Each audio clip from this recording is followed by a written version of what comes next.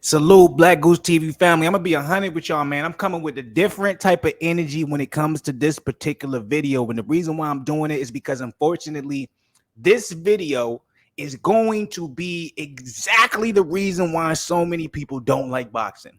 It's the exact reason why so many people say boxing is corrupt, it's rigged, this shit ain't real.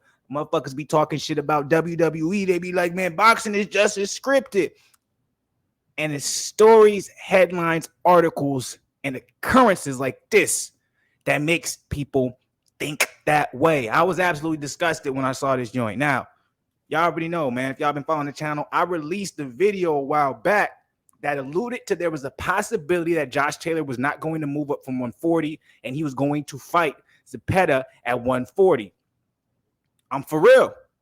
And if y'all don't believe me, go ahead, you know what I'm saying? Roll back the history and the footage. You're going to find the video on everything. But me personally, I was like, you know, when I was reading through the article and I was reading through it, I was like, look, you know, it sounds good, but there ain't no way Josh Taylor won after losing Upscar. I went ahead. I had to do the real rewind joint. After beating Jack Catterall, you see what I did there? To say, hey, I'm not going to give Catterall a rematch, even though a lot of people feel like Jack deserves the rematch. I'm not going to give him one. I'm going to go and move up to 147 because I got bigger fish to fire. Remember, I signed with Top Rank because my goal was to fight some of those top rank 147 top boys, you know what I'm saying? Them top guys, you know what I'm saying? Like Terrence Crawford. Had Terrence Crawford in his name like crazy. Didn't say nothing about Victor Ortiz Jr., though. Right? I didn't hear anything about his name. But, you know, all's fair in love and war, right? It just seemed very interesting that as soon as Terrence Crawford left Top Rank and is in the lawsuit, Josh Taylor talking about wanting to be at 147, that joint quieted down a little bit. Now, of course, right after the Jack fight, he still was talking that big game. I'm moving up to 147. I got fighters that I want to fight at 147. I'm not imitating his voice because it don't sound like him. That's just me kind of being dramatic right now, so y'all can really enjoy the video. But he was saying, man, 147 is the move. And he said to Jack, he was like, hey, look, I seen this fight a million times, etc. Y'all know I covered this a million. Everybody's covered it, man. He's felt confident. He stood on it. His trainers stood on it that they beat Jack. And, you know, a lot of the boxing fans felt like that wasn't the case. But even with that being said, a lot was like, hey, well, if you feel like you thoroughly beat him, and it seems like the majority of us don't feel that way, why not give him a rematch? Give him a rematch, and let's really decide who really won, right? He said, nah, man, fuck the fans. Look, I ain't going back down to 140. I'm down with 140. You can meet me at catchweight, though. You can meet me at 147, though.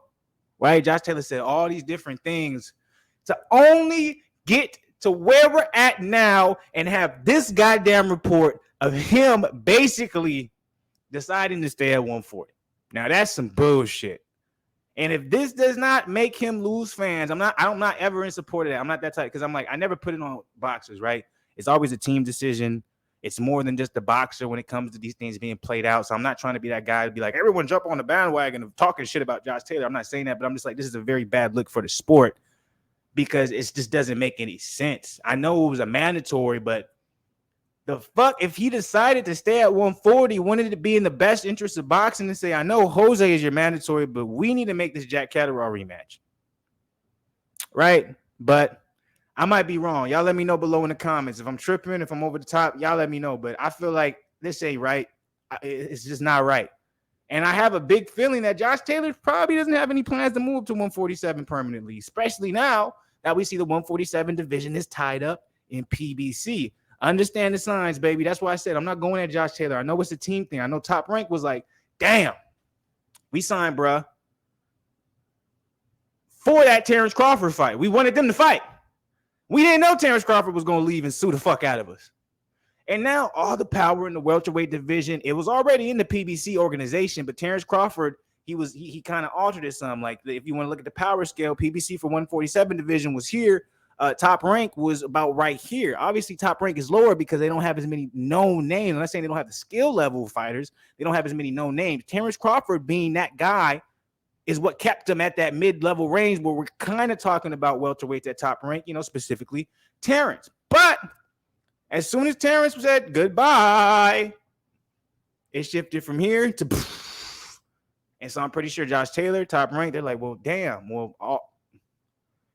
I know you want to move up to 147 to get a bigger name, but if you really want to sustain where you're at and kind of keep building on your trajectory, you should probably stay at 140 because we don't got nobody for you at 145, 147, Josh. I'm sorry. But there's just some fucked up shit. It's not right at all. But I'm gonna go ahead and read some of this article. So hopefully, man, it will enlighten your boy, man. Hopefully, man, this is just clickbait, and he's still thinking about it. But it's coming from Box News 24 with Barry Holbrook. Josh Taylor will be sticking around a little longer than expected at 140 to defend his 3 titles against his WBC mandatory Jose Zepeda next week. Taylor's promoters at Top Rank are negotiating with number 1 WBC mandatory Zepeda for the 31-year-old Scottish fighter's next defense. The 2012 Olympian Taylor had to vacate his WBO title recently after the World Boxing Association ordered him to defend against his mandatory Albert Puello. Taylor isn't losing any sleep over the loss of his WBA title as he still possesses the IBF, WBC, and WBO. And he's expected to move up to 147 soon anyway. So he still is expected to move up to 147, which is weird. I don't know what's going on. So Jose is coming off a fight of the year performance against Baranchek and a first-round KO of Vargas in October. It's good that Taylor is choosing to stay around at 140 a little longer to fight Zepeda, as if he moved to 147 now, he wouldn't have an opportunity to battle for a world title until 2023, etc., etc. So the rest of that is kind of like, but there's no explanation as to why Josh Taylor was so adamant after the Catterall fight to move up. Because I'm like, all that shit sounds good, right? Oh, he's gonna go fight. He's gonna go back. He's gonna fight Jose. He still plans to move up to 147. It's just right now it doesn't make any sense because there's no viable fights for him at 147 now that Earl's.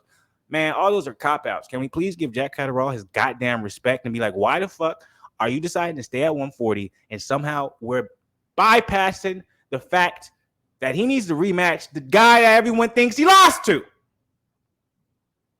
The shit ain't right, y'all. And this is boxing at its finest. This is why people get frustrated with boxing. I'm not saying this happens a lot. Actually, it's far and few between. I've been very happy with boxing this year. But it's shit like this that puts a stain on the sport, man, and it's not right.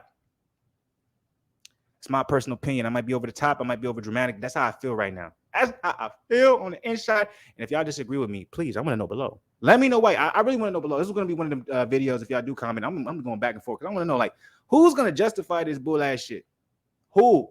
And if you do, and you do a great job at it, well, just salute to you, my nigga. But I'm done for the day. Let me know what y'all think below. Hit the comment section. Hit the like button. Subscribe to the channel. And as always, people stay motherfucking blessed. Love y'all. I'm out. Appreciate it.